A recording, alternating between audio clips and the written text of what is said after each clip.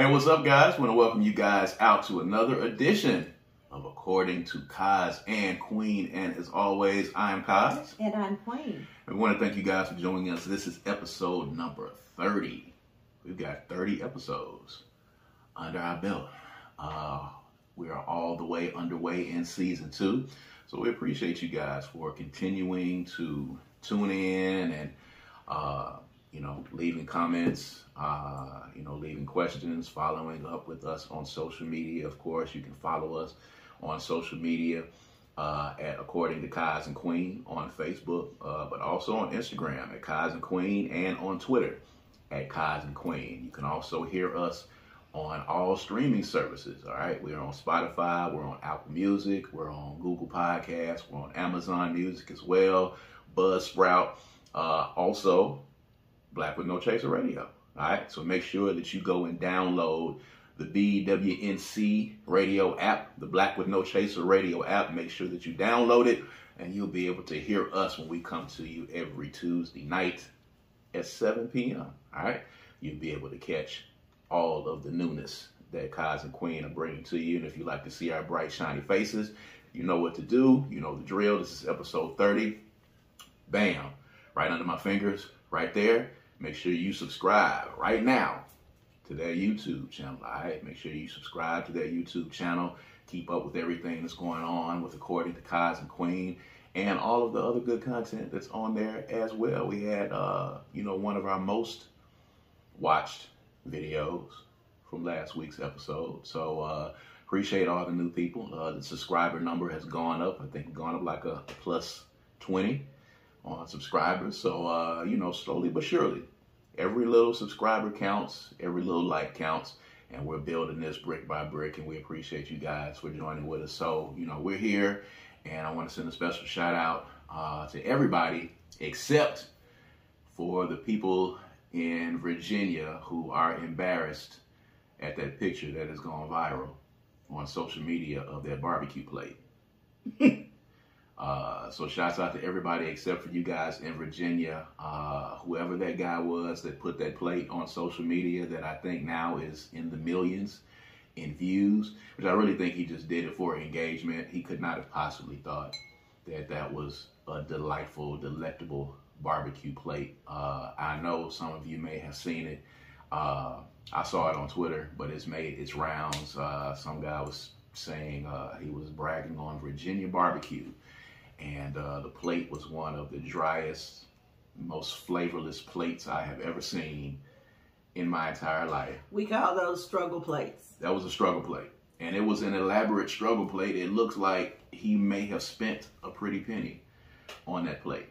That's the kind of fancy barbecue that you might get in Virginia, of all places. I've never heard Virginia talked about in the barbecue realm. That's ridiculous. But the meat looked dry. The toast was not toasted. I couldn't get over the macaroni and cheese. It looked like buttered noodles. The macaroni and the cheese were separate. The cheese that was in the cup was for the macaroni? That was for the macaroni. Oh, no. That's a violation. That is a violation. Someone should be arrested. Someone should be arrested? Someone should be arrested for that. But the cheese next to it, and That's I crazy. missed it when I first looked at it because I just saw dry noodles and I was like, okay, this is some struggle macaroni and cheese. But the cheese was next to the macaroni. So you're supposed to, I guess it's like a macaroni and cheese starter pack. Like you got to put it together. Like the microwave macaroni and cheese will come out better than that. All of it is wrong. It was terrible. It was terrible. Virginia, if any of you are watching this, you should be embarrassed. Whoever this guy is, he needs to be reprimanded. There was no sauce on the meat, on the slices. I guess it was, maybe. Was that a meatloaf? It was. I think it was. It wasn't brisket. It wasn't brisket. Was not. You can't. Please don't tell me that was an attempt at brisket. It might have been. I'm not exactly sure. I'm gonna need him to kind of clarify what that was, but there was no sauce on it. I can't get over the bread not being toasted. That was terrible. That right there was probably the most shocking piece in all that. I've seen bad macaroni and cheese before, but the bread not being toasted is an abomination. in and of itself. And, you know, people have different interpretations of barbecue. and I'm going to ask you about your favorite in a second. But for me, the sauce has to be on the meat when you're barbecuing. It has to exist on the meat, and it has to live on whatever your protein. I don't want to keep saying you have to have the sauce on the meat. That sounds weird, but you know, whatever your protein is on your plate, the sauce should be on it. As opposed to the dipping. Side. I don't like the dipping, and I don't like the side. And I'm going to tell you, there's, you know, a barbecue joint down here that people say that they love, Sonny's, as a matter of fact. We'll go ahead and just call them out. You know, they have their sauce in a little thing on the side, and everybody just raves about it. But I don't want to have to dip into my barbecue sauce. You're saying that as you're grilling, the barbecue sauce should be placed on the meat. It should be placed on to the meat on the grill so that it can merge together. Merge together. In oneness. Merge together with oneness. Yeah. That is how that has to happen. You need to be able to taste the sauce and the chicken together as one. Or whether it's a hamburger patty or whether it's a turkey leg, you got to be able to taste the sauce on it. The sauce on the side, I don't know why that became a thing. I'm not a fan of it at all whatsoever. But speaking of which, just as an aside, the best barbecue that you've ever had. In my life? Yes. I'm not a real, like, barbecue, gimme barbecue person. Yeah, you know what? You're right about that. You're not. You know, let's go to the barbecue. Yeah. Yeah. I'm for a cookout. You're for the cookout. I'm for the cookout. I think maybe I would have to say E&L, but it's more about the chicken than it is. Well, no, I like the sauce on the fries. I guess E&L. But if I'm being honest, I think that your barbecue is definitely in my top 3. I mean, yeah. I mean, you know, we are married, so I don't... Don't poo-poo what I'm saying just because I'm your wife. You always poo-poo it because I'm your wife. I wouldn't say it if it wasn't really the truth. I agree. I think you really do make good sauce. Your grilling is top-notch. My sauce and my grilling is top-notch. I didn't want to really get into a thing where I had to toot my horn on you didn't have to. But, you could have went a whole nother way. There's a lot of directions. Well, I mean, you presented took a much more humble approach. You put it on the table. You put it on the table. You could have just said, "Oh, thanks, babe."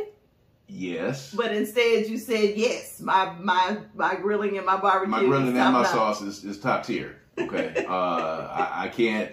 Now I wish I didn't even say it. You can't bring that up. And that's why I was trying to avoid steering it in my direction. Because once you get here, then I have to say yes. You didn't have to. I mean, the people need to know that my sauce is top tier and my grilling They knew that by me saying that it was in my top 3. Yes. You didn't have to say anything. I agree, but I think I just wanted to reiterate because right now, you know, as we speak, we're going to be signing off and we're going to be enjoying some of that barbecue. As a matter of fact, that's kind of how this whole discussion came up. And I won't say that I was inspired by that picture, but I think everyone who takes barbecuing seriously in the world, I think, may have grilled this weekend after watching that plate, just to get the stench and the stink of that terrible plate that was passed around, just to get that off of them. But you know, years of experience from barbecuing at you know, frat parties, frat kickbacks, tailgates, get-togethers, and you know, acquiring skills and developing them over many years. Trial and error. It's consistent too. You don't ever have a bad batch. It's always consistent. I don't want to say that I don't miss. I don't want to say that. I don't want to. I'm just let you have this conversation with yourself. No, don't do that. Stay here because you brought this up. I don't want to say that I don't miss, but very rarely do I have a bad batch. The turkey wings that I cooked last was not my best batch. That wasn't sauce. It wasn't a sauce issue related. It was the time. It was a seasoning issue. Yes, it was the time on the grill. But you don't take notes either. I be trying to tell you things, but you think you know better. I take mental notes. You don't listen though. I give you tips on how to make it better, but you don't listen. You got to do it yourself. On how to make my barbecue better? How to make your meat taste better. Yes. I did take some of those tips. You did? For the batch that we're going to eat. Okay, well, we'll get back with that review then. Okay. You know, if I was, had the wherewithal, I would have had the plate right here for us to do that, But the people that are listening on Spotify wouldn't have had a chance to get to see it. So that wouldn't have been fair for... Enough with the posting of the plates anyway. Yeah. I mean, it's social media. That's the thing. Some people are not doing it well. Some people are posting plates that you should not be so proud of. They're not bad, but, they're not picture worthy. You can't put, a grilled chicken breast and some green beans that you done put in the pot and a salad on the plate and say, I went to town on dinner tonight. And, that's what a lot of people do. Yeah. Just because you finish the meal and the meal is edible, that does not mean that you killed it in the kitchen. Okay, that's correct. At the time. And there's a lot of that going on. Look at my plate. Half the time, by the time I realize I should take a picture, I've already eaten half the plate. Yeah. Because it's not necessary to take a picture for me unless it tastes good. Who was that? That was Tom Halford on Parks and Rec, who was taking pictures of his meal and not really eating it, just taking pictures of it. It's a ridiculous concept, but it's social media. I don't have the time to take pictures. Yeah. I've done it. You've been with me. I've done it before. Yeah. I've done it, but there are people who do it. They really every time they cook, they're showing a picture of it. And I actually get ideas sometimes. Mm-hmm. I like to see people take a meal from the beginning to the end and then post the picture rather than just the picture. Yeah, the process is always important. Yeah, I like that. At any rate, shouts out to all the people out there that are getting ready to start eating good barbecue. It's crawfish season out there as well. Shouts out to those people. Crawfish are delicious. Ugh. I don't get why you don't like the crawfish. The number of fantastic crawfish boils that I've been to in my lifetime. It's not a waste of time. It's not a lot of meat. I don't like to work hard for very little. You got to go through too much to get inside of it. And it's got eyes. It's like eating something that's living. It's disgusting. You mean like chicken? And chicken does not have eyes. Ground beef? Especially not while you're actually eating it. Fish? Fish don't have eyes when you're actually eating it. I want to tell you this, an interesting aside, because we were talking about my trip to Ghana a while back. They served the fish whole with the fish head and the eyes on it. Yeah, people do that. I don't think I would mind the fish because it's a lot of meat on it. Mm-hmm. I don't mind the fish. But you're not a fan of the crawfish? Mm-mm. For a lot of reasons. I don't like the way it looks. It looks like a bug. It's a mud bug. It looks like it. Mm-hmm. And I don't see the point of going through all the effort for that little bitty amount of meat. I don't see the point of that. It doesn't even matter to me what it tastes like. I think for the crawfish, I think it's more of the experience. The times I've eaten crawfish have been at crawfish boils where, there's a potato and there's some corn in there and some people around and there's some beer and there's some music. And, you're passing the time, cracking open the crawfish, getting in. The little one enjoys crawfish. Yeah, I don't eat anything for the experience. It needs to be good. I like for my food to taste good. That's the experience. You just recently, did you not say that you tried sushi for the first time? Yeah. So how was that? I liked it. You did? Mm-hmm. Tell me about the experience, though. Because this is interesting for those of you that are listening. My wife has a very limited palate. And when I say a limited palate, there's, on one hand, you can count the number of things that she eats. That's true. On one hand. That is true. And at times, I think maybe the fourth or fifth thing maybe fluctuate. I mean, I know that there is potatoes. I know that there is chicken. I know that there is spaghetti. That's really it. You like spaghetti when it's mixed together. I like them both. I just prefer for it to mix together. And that's pretty much it. Yeah, I mean, I'm starting to open my palate a little bit and try different things, which is why I tried the sushi. It just never really made sense to me. I don't like rice enough to just be eating a glob of rice, is what I thought initially. You feel like it's a glob of rice. I feel like it's a glob of rice. What was inside the sushi that you ate? Avocado and some onion. They called it something. It had some batter on it, small little onions, onion crunch or something. I don't know. Crunchy roll? They called it something, but there was no meat on it. It was just vegetarian cucumber. And it was appealing looking. It was a small one. You're big on what your food looks like as well. It was appealing looking. I was at a spiritual gathering. It was a full moon circle. And so the energy was just delightful. So it was, I was in a good mood. I was in a, be a part. Everybody was eating. I didn't want to just not eat anything. I wanted to kind of keep the flow going. So I just grabbed one and popped it in my mouth. I was like, oh my goodness, that's good. There it is. I told you. Yeah. You just got to try that. I didn't do any sauce or anything. They had yum sauce and teriyaki. I didn't do any sauce because I was intentional about wanting to know what it really tasted like. And in my head, I was thinking, I don't even remember the reason why I don't like it. It just has never really done anything. Like, I wasn't real curious about it. It just seemed like a glob of rice. Cold rice at that. Where's the butter? Where's the gravy? I'm confused. What y'all doing with this rice? Because rice only goes with butter and gravy. In your mind. It's one of those things. I'm glad you tried it. I have had sushi before. It's not something that I regularly eat because of the fact sushi is one of those things like, when it's out, you got to eat it. You can't, put it up because it's basically, it's raw fish and other things. But, some people have tuna. There are some other things that they have done with the sushi roll now to make it palatable to people. And now it's become a popular thing. But, Yeah, my education was limited. Like, I always thought it was something raw inside. Like, I guess that's the tuna that I've seen people make. And that turned me off of it. So, I just didn't have a lot of information when I made a firm decision to be a non-liker of sushi. You should just try the same thought process. See the sushi, grab it, and eat it. I did that. Yeah. And it worked out good for you. So you should do that the next time you see some sushi.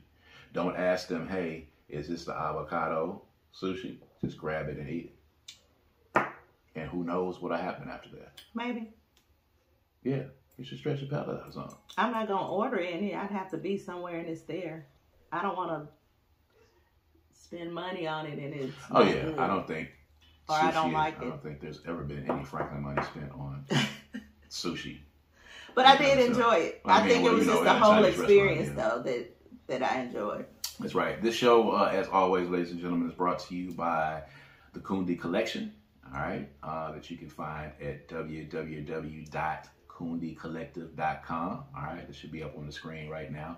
Go and check out that website for all of those designs that you have here. I have one on right here, as a matter of fact. This is for Chris Rock. Love and protect black women. I think he would like this.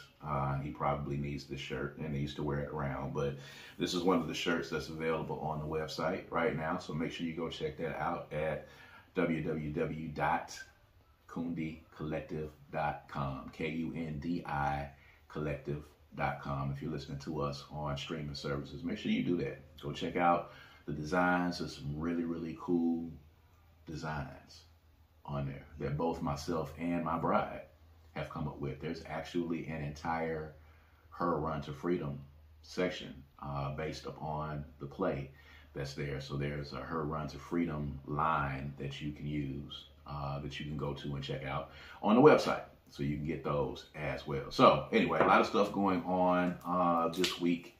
The opening of Creed 3 happened. We have not seen the movie yet.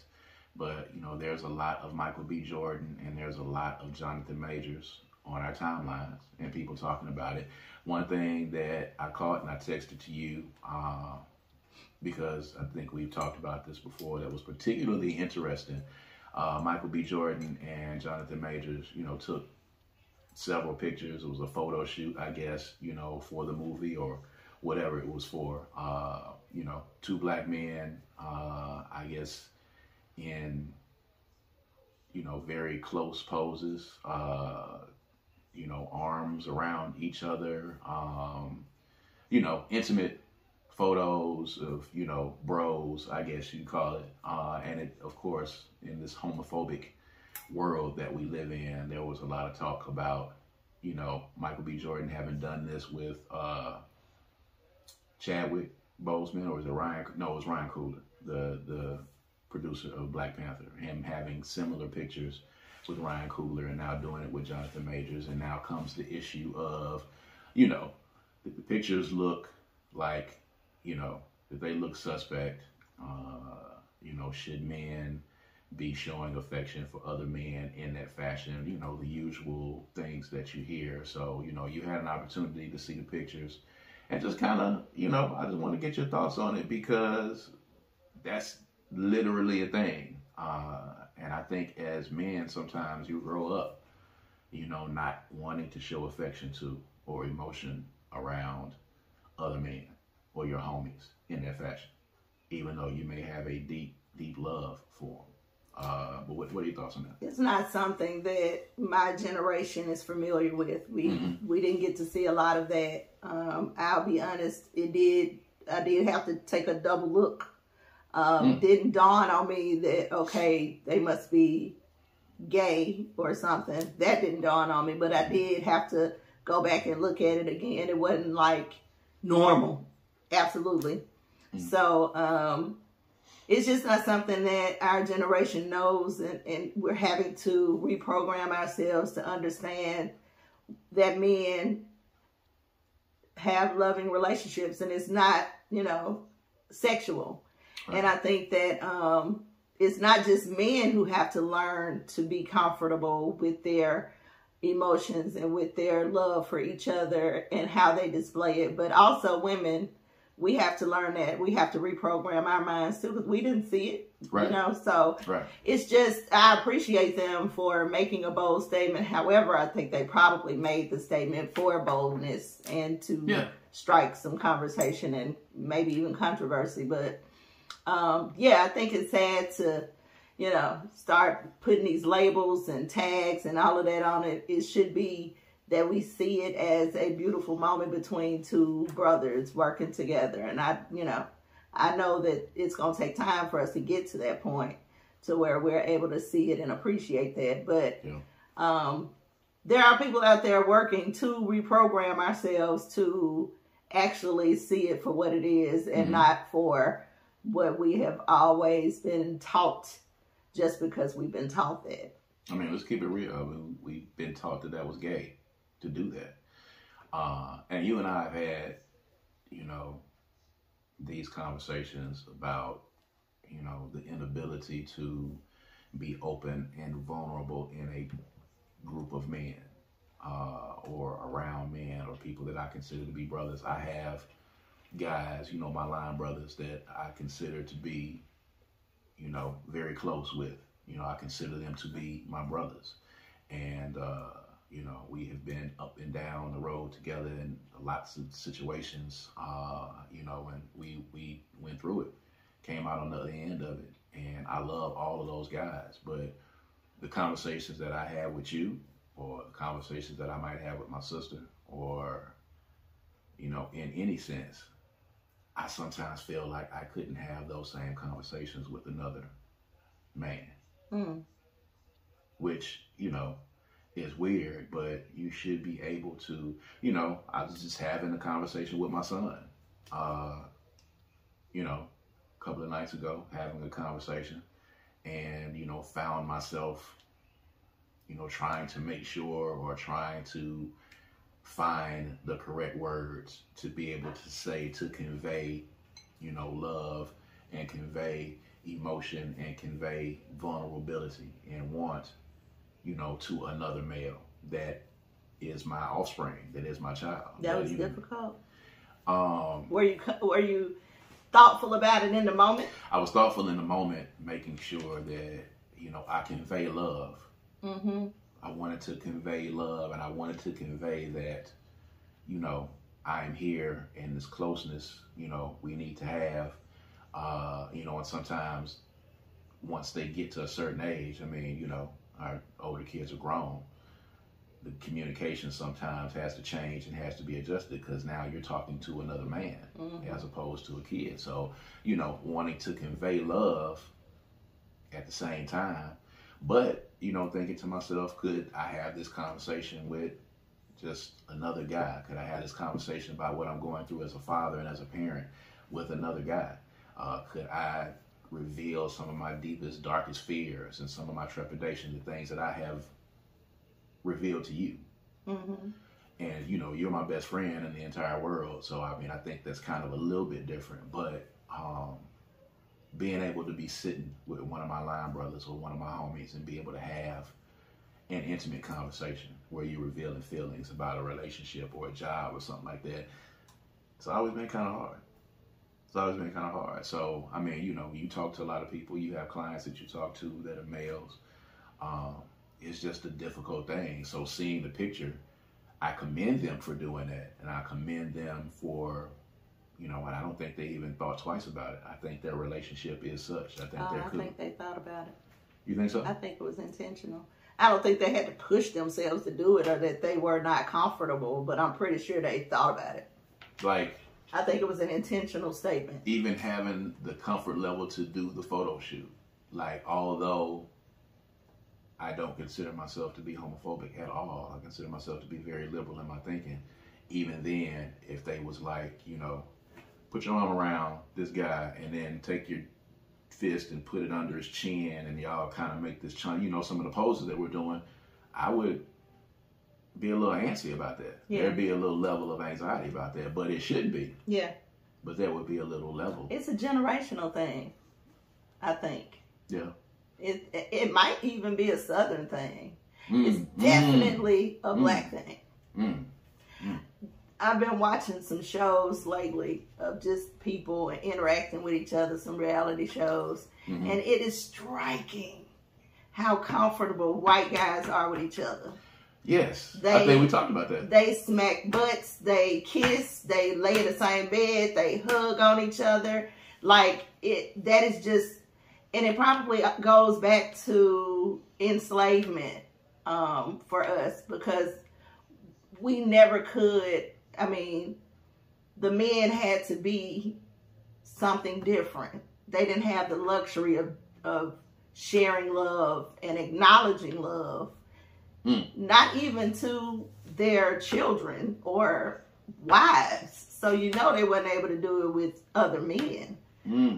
So I'm sure it's just, in our DNA at this point. And it's definitely not something we share with white men. It's not. And the term actually is called slap ass. It's a sports thing, because I play baseball and you play football, when you come by and you smack your homie on the ass. Oh yeah, that's one thing, but I ain't even talking about that. I'm talking about an intentional flirty type thing that's not actually sexual. It's flirty, funny. Black men would never do that. No. Just you even saying that. It's uncomfortable. I blacked out for a second. But I'm just making a point. I remember watching the show because we was watching the two white guys on whatever show that was that you were watching. And it happens. It's regular. It's not just on a show. It's regular behavior. And they don't even know each other. They're learning each other. Wasn't that the UK version though? It happened on that show too. Yeah. It happens on all these new shows. It's very common. It's not even a thing. Yeah, I don't oftentimes see the level, even when, they are younger though. They are younger when they get their friends around. I think the one show was the Love at First Sight show where they hadn't seen the spouse. They hadn't seen the person that they're going to marry. Married at first sight. Yeah, something along those lines. Yeah. And the friends that come around, the white guys, are always, it's just a different dynamic from when the black dudes That's come interesting. around. I'm gonna have to do some research and just giving you a reason to go back and watch that. I'm gonna have to look into that because I'm pretty sure that there is a reason, and there's a significant difference in white life experience and black life experience. Absolutely. So I'm pretty sure that that is probably how we got here with our men being uncomfortable with emotion and uncomfortable with sharing and showing emotion and love to other men. I mean, I think it's historic. I think it's systemic. We've always been told that we can't show emotion. You know, all the way back to when black men were separated from their families and you had to watch your wife and your kids be bought by someone else and purchased by another person and moved to another state, and you had to sit there and watch that, and you had to kind of suffer in silence, or to be whipped and chained and shackled, to be taken from your homeland, to being lynched. So basically, black men have not been afforded the freedom Of being vulnerable and emotional. or being themselves. Being themselves. The basic human right of being yourself. The basic human right of, you know, being able to express yourself. That has been taken away from us traditionally. And then it kind of shows. That's terrible. Because when you see those, you know, when I go back to those shows and I see the black friends come around, the conversations are different. They're always different. And, you know, it's a lot of shoulder shrugging, like, you know, it's almost as if black men can't really, you know, express themselves, which is, you know, kind of weird. But I digress. Speaking of which, I want to switch gears a little bit because we're talking about that, because you are the healer here at the table. And in talking about black men being vulnerable and expressing themselves, there was a tweet that went viral on Twitter as well from a black female therapist who made the declaration that she was no longer going to take men as clients. And she listed, you know, some reasons. One of those reasons, of course, being that, men always try to talk to her to get her to qualify herself and to prove that, you know, she should have the right to be able to be their therapist. And then the other one, of course, is the one that, you know, we always know, you know, the extra DMs and emails after it's over with being propositioned by the men. So she said that she wasn't going to see men anymore, and the weight of the world fell down on her shoulders because everyone took that to her saying that she would not be seeing black men. And she has since gotten threats. She has since gotten DMs. Why did they take it as she was going? I don't know. That's what it turned into. And I think because she was a black therapist, I think that's kind of what they thought at the end of the day. Of course, only black guys are going to her because she's black. Right. No white guys would be going to a black woman therapist, so it's got to be all black guys that she had. But she said men. The tweet implicitly said, I'm no longer going to see men. And she gave the reasons for it. And people were saying that, you know, you're a therapist and you're supposed to be here for everybody that wants, you know, that wants your care. You're discriminating. You know, what's your problem? I mean, they really kind of came down on her. So as someone, you know, who, you know, is in that arena, that has clients, the wherewithal or the ability or the right to refuse to see certain people if they're seeking your assistance or seeking your help for whatever reason. Where's the line for the therapist and the line that they draw for who it is that they want to see? And what were your thoughts on that? Wherever they put the line, it's completely up to them. She's working for herself. She has every right to set a boundary to protect her peace. If she's uncomfortable with taking a client, she has a right to set a boundary to say, I'm not taking this client. For you, has there ever been an instance where you had to set a boundary for a particular style of client or a particular client or a particular gender of client? Is that something that happens? Or, you know, have you ever had to take that stance before? What's the protocol for that? I've had to set boundaries for clients based on their ability and willingness to be open and to trust me, but not much. Most of my clients are word of mouth. So by the time they get to me, they've already gotten the lowdown on who I am and what I stand for, and they follow me. And then they decide if they want to come or not. I think the idea here that's being missed is that the fact that men automatically need her to qualify herself. Mm-hmm. I think that's the point. Like, we should be more concerned about the idea that men, let's even say black men, right? The idea they have about therapy, period, it's unhealthy. And obviously, if she's setting this boundary, she's obviously had, well, I'm going to assume that she's had this happen on several occasions to be at the point to where she's ready to break. Because if she's a therapist, she's already ready for people to call her and say, okay, what you do?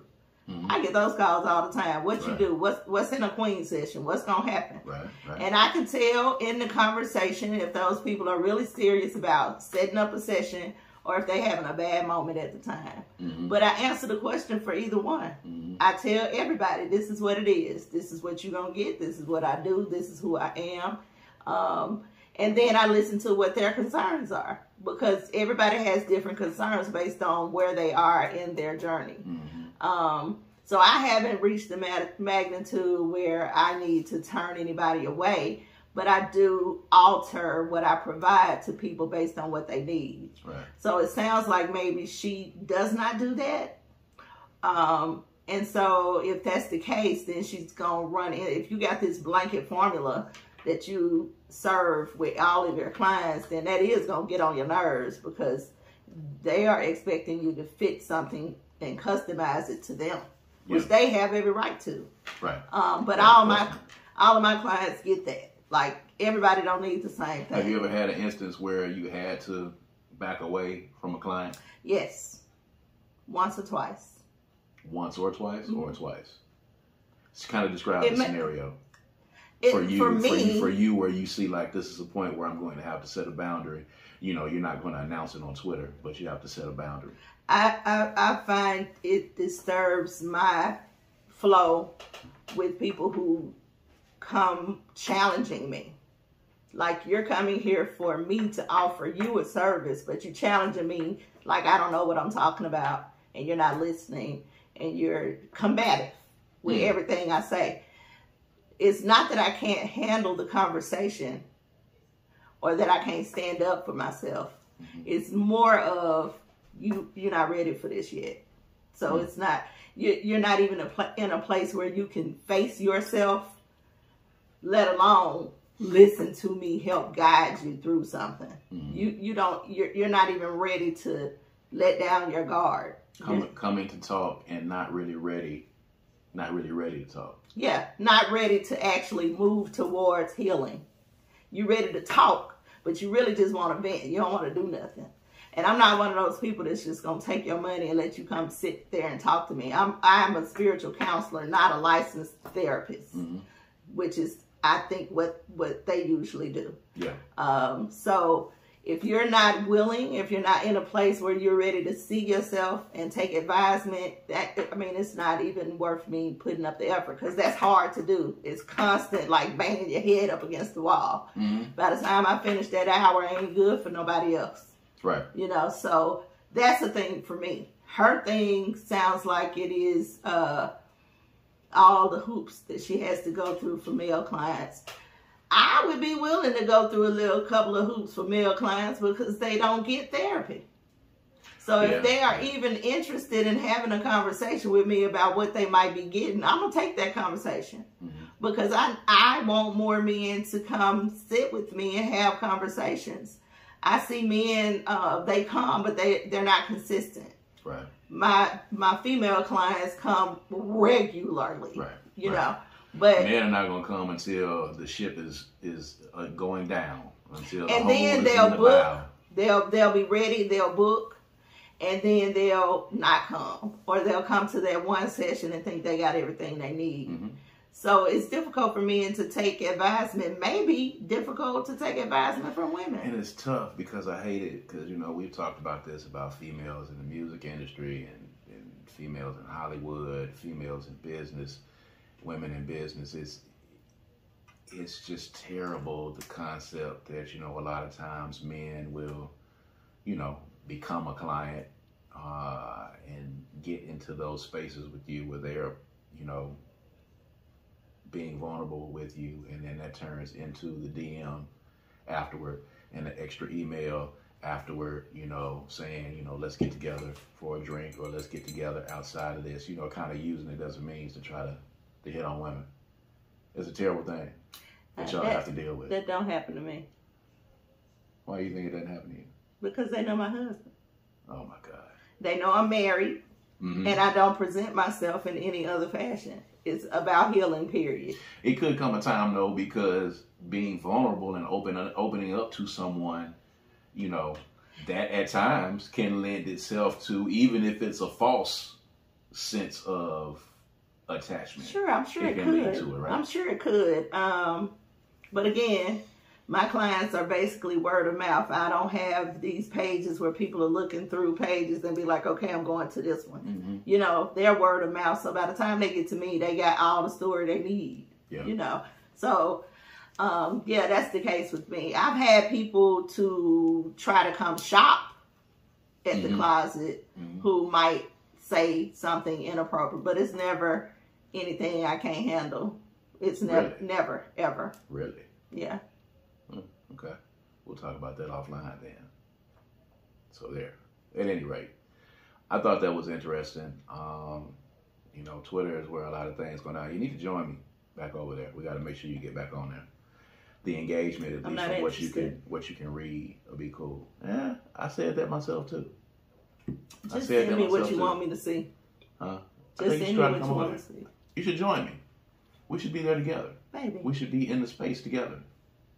Come on back over. You just hold it down for both of us. Oh, baby, it's tough. That's your response.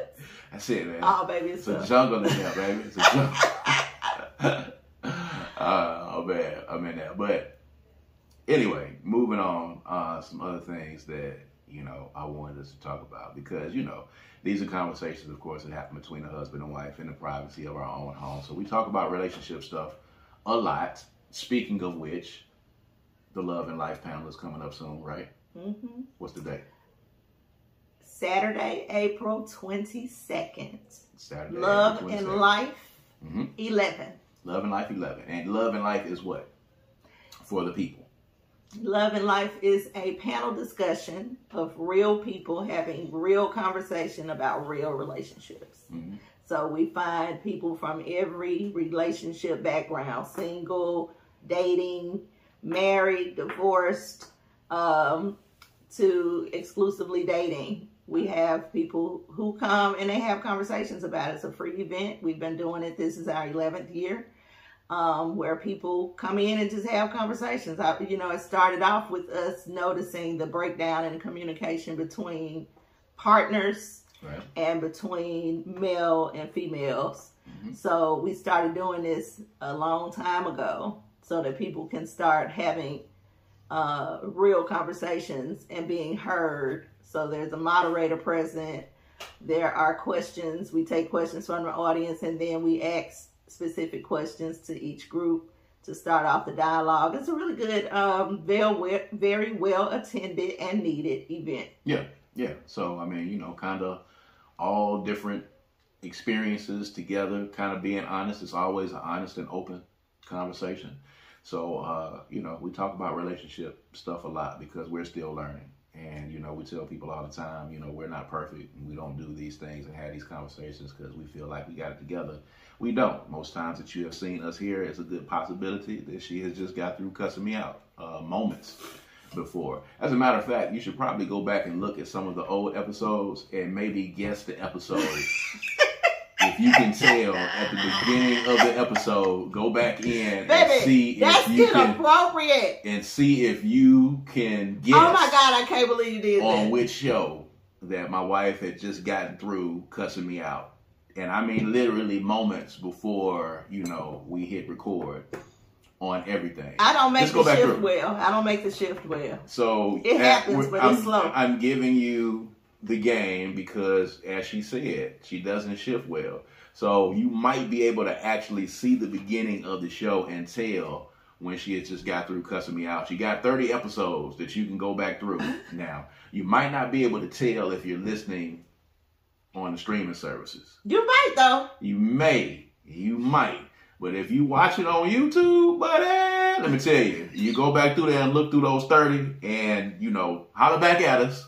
You know what I'm saying? You can get in our inbox so you don't have to do it in public. But go back and name the episode and the subject matter and just say, hey, I think this is one that she had just got through cussing you out on. And let's see if it is correct, because there were several of those where that took place ahead of time. It was not several. We would be and just got through yelling at each other in here and arguing about something trivial that, you know, passed by, you know, instantly. But, you know, we're not perfect. And we like having these conversations because it helps us. Yeah. And it helps the line of communication stay open, and it helps us, you know, to continue to grow and evolve. Yeah, you're definitely, in love and life, you're definitely going to learn something or teach something. Mm-hmm. So even though we have a panel, there is often information that the panelists leave with that comes from the audience. Yeah. So it's a really good atmosphere for good communication. We've had some return panelists who've had different experiences along the way, from married to divorced, or single and dating to not dating anymore, and they come back, and every year everybody's on the edge of their seat to see what the new development is. Yeah. So, you know, we did it on last year as well. We're going to stream the Love and Life panel. It'll stream on the YouTube channel, the same YouTube channel that you follow for According to Kaz Queen and Good Things Jackson. Subscribe to the channel, and you will be able to see Love and Life. You'll be able to see the panel in real time. You'll be able to see it live as it happens. You'll be able to, you know, watch and leave comments and questions as we do that. That's what we've done for the past couple of years, so we're going to try to do that again. I have a question. What's that?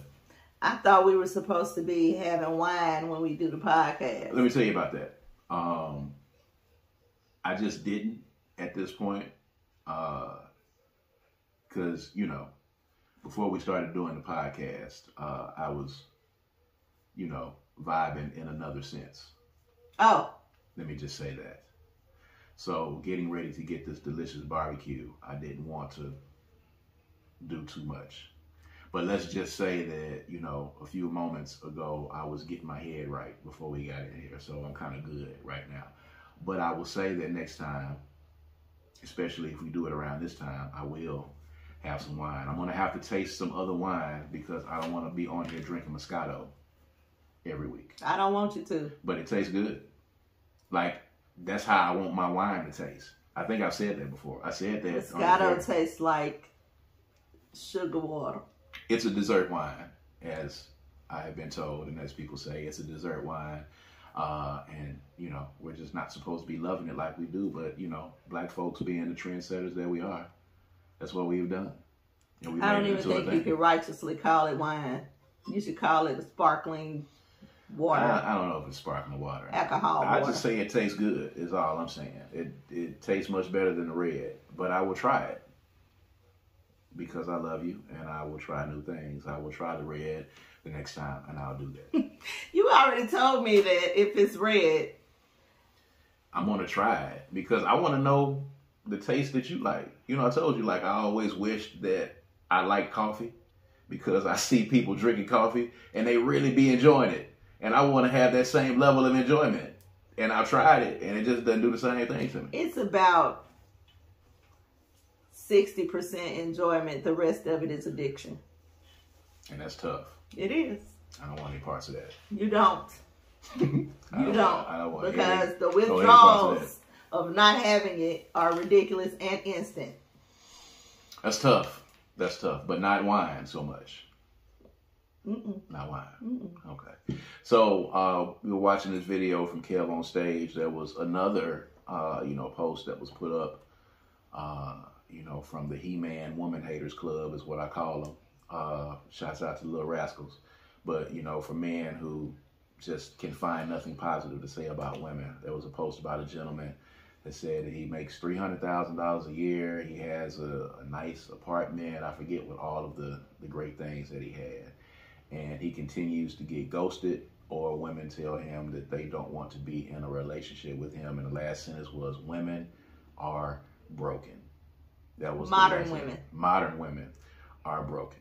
So Kev on stage went off, and he, you know, kind of had some of the same sentiments that I have about it. But this premise that because you are making a certain amount of money and drive a certain type of car and you live in a certain type of condo or apartment, that you are supposed to instantly be good dating material or good relationship material. And if women are not fawning over you and you're having trouble finding women, that it's the women's fault and not your fault. Well, I really don't know what to say to that, because I know plenty of women who would date him just for that. So you thought it was cap? What was cap? That he's saying that he gets ghosted, or women are saying that they don't want relationships with him? No, I'm not saying he's capping. I'm just saying your statement was that. I've seen that a lot. I've seen that there are a lot of dudes who are well off and they are not in relationships for whatever reason. And they seem to think it's because the women, modern women, don't want them. And they might not make $300,000 is a lot. I don't know what city or what job, whoever this dude is at this time. He could have been made up. But $100,000, $80,000, nice car, nice home. Listen, you can get a woman with $30,000. You can get a woman with $10. So I don't really understand this. I don't know what we're doing here, because what we talking about? Why does he feel like modern women are broken? Why do you hear that all the time? Like the relationship thing right now, and marriages are not happening because women are broken and they don't know what they want. I think he's looking for a particular type of woman, and those women that he don't want him. That's really it. That's actually most of these dudes' problems when I see it. Absolutely. The women that they want, don't want that them. look how they want, don't want them. And the women that, and it ain't got nothing to do with the money. Right. So it's just him. And Kev on stage said he was living in Loserville. I'm not going to go that far. But I do believe that he has his eye. He's dating a certain type of woman, or looking for a certain type of woman. And this particular type of woman is not interested in the fact that he has all of that. She probably got it herself. And she's not looking for that. So he should probably consider what else he's bringing to the table, or what else he's lacking from bringing to the table, if he wants that type of woman. Or he needs to make some adjustments to his thought process on the kind of woman he wants or needs. Put your emphasis on what you need instead of what you want. There it is. And I agree with that. And it's tough. But usually that's what it is. It's that the type of woman that they want don't want them. Does not want them. And like Kev on stage said, and I have to concur, I mean, you can pass the collection plate around on this, and if you are lame, there is no amount of money that's going to unlame you if you lame. There's a lot of lame I dudes with still money. know women who would date lame niggas if they had a whole bunch of money. So I really don't understand. I'm going back and forth on this. Even if he was lame, there's still a woman out there who would date him because he is well off and could take care of her. Absolutely. Not that it's right, but it's possible. Right. We're not condoning it. Yeah. But that particular lame nigga who you know, and I know people that would vote, that would date him, that would date him, are probably not the women that he wants. He may not even be in the bracket for the women that he wants. They may be looking for someone that's even in a higher bracket than he is. Absolutely. Absolutely. So it's not really that women are broken. It's that folks' choices on both sides of the fence are broken. Their expectations are broken. Because it's all superficial. Nobody's looking for the real thing. They're looking for dates instead of looking for mates. Oh, wow. Bam. You like that? Wow. Looking for dates instead of looking for mates. We got to use that in Love and Life, by the way. You could that buy. was good. Did you just come up with that? Just did. It's the cab. That's is that what it is? That's why it's the red wine. Coming up with those little ditties like that. Yeah, I always, you know, I find it strange because I do feel like there are some women that would date this dude. And there are women who would date him if he was broke. Yes. So it's really not about that. It's about, you know, figuring out what you need and what you want and what's the difference. And it's a whole lot of other stuff. It's just such a frivolous idea to even be making a post about. There's so many dudes right now that are getting obsessed over that are sleeping on their mama's couch and don't have no car. Or sleeping on their wife's couch. Or sleeping on their wife's couch. Or, still out here talking about they can't get no woman. You got one. Sit down. Well, yeah, there's that. There is that. But it's a lot of dudes with no job. And no, it's a lot of baby boys out here right now that's slanging pipe all over town and not having any problem getting dates or mates, for that matter, and ain't got a dime in their pocket. And that's a real thing, and that's happened. So clearly, it has to be that you just might need to unlame yourself, if that's possible. If you can unlame yourself. It's somebody out there for everybody.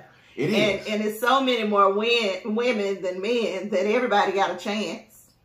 So everybody's got a chance. You really literally just probably packing your bags up on on the wrong couch. Like you need to be focusing in another area. Yeah. The women you want don't want you, bro. That's it.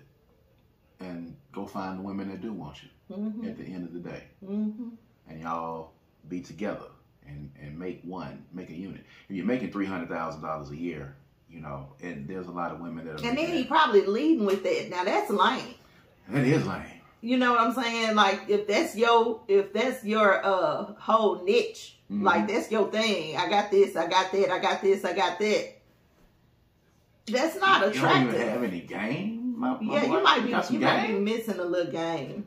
I mean, might be coming up a little short. The basic game that you need to. Because broke dudes out there with no game, they smashing. They winning. Broke dudes is out here smashing, and they smashing. You know, women that are making six figures. In a lot of cases, they doing it. So if you a dude with six figures and you are not smashing currently, then you might be living in Loserville. You might be living. Might be living in Loserville. Come on now. Might be living in Loserville. I don't know what to tell you, but you know, I had my moments. Most of my moments were broke moments, though. To be honest with you, I was about to say I had my moments, but there was a consistent level of broke moments in there. But you know, I didn't care at all. You didn't care at all because I had some game.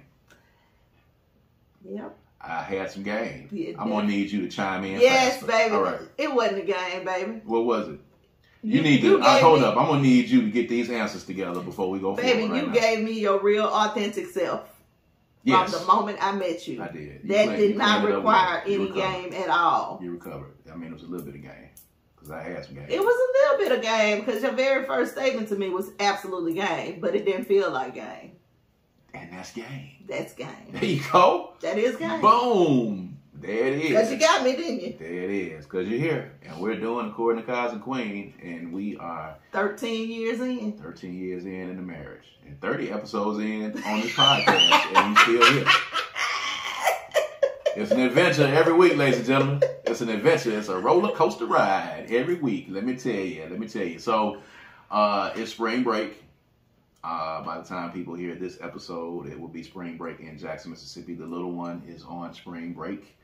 And she's doing what kids do on spring break. She's hanging out. She's chilling. She's going to visit, you know, some of the folks. And mom and daddy is trying to figure out what to do with ourselves. We not? Nah. Oh, man. I know exactly what to do with myself. What's that? And I mean, yeah. Why you take it there? That ain't what I'm talking about. I'm just saying I'm just going to do me. I'm going to do you. Ooh. While she gone. Yeah. Say that. But lots of game talk. So it's talking to a lot of people. You know, once you become an adult, somebody was asking, when do the adults get spring break? the need. Like right now, knowing of the spring break and the need for the recharge that's there, like when do the adults get the spring break? When do we get that? Like it's crazy. You get it when they on spring break. Yeah, to a degree. I understand. Most people take off when their kids are off. Mm-hmm. But then some of them don't want to be at home with their kids, so they add more things to do to their schedule. And be gone out of the house. And be gone extra. That's crazy. That's crazy. But, you know. You got to take some time for yourself. I don't have that issue. I take time for myself on a regular basis. You do. Even if it's an hour at a time, I'm going to get me some restoration. I have a day every week where I do nothing. Mm-hmm. But lay in the bed, or I might feel like I want to go to the mall, or whatever it is I feel like I want to do, I do it. Yeah. But for the most part, I try to make sure that I relax my mind and get some real quality time in just with me. And I do that every week. So I'm not saving up or waiting on spring break. Well, there it is. I think it's important for restoration. I think it's important for the kids to have it. And I think it's a time to, just kind of do a reset, I think. But there's a lot of people and a lot of adults that have kids that are out and they're not going to be off from their jobs.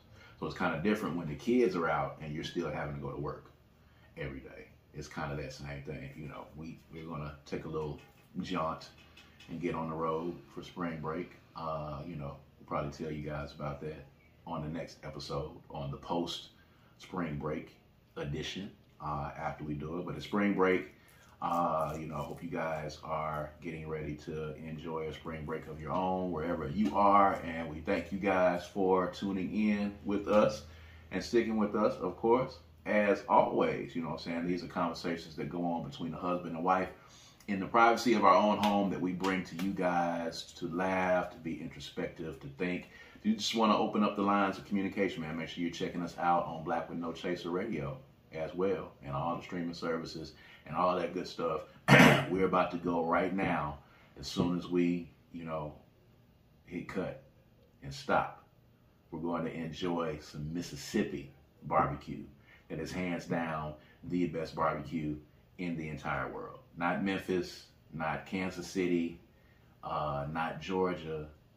Mississippi barbecue is the best barbecue. And if anybody is listening to this right now, I defy you to prove to me otherwise if you're listening to us in other areas. So we're going to leave right now.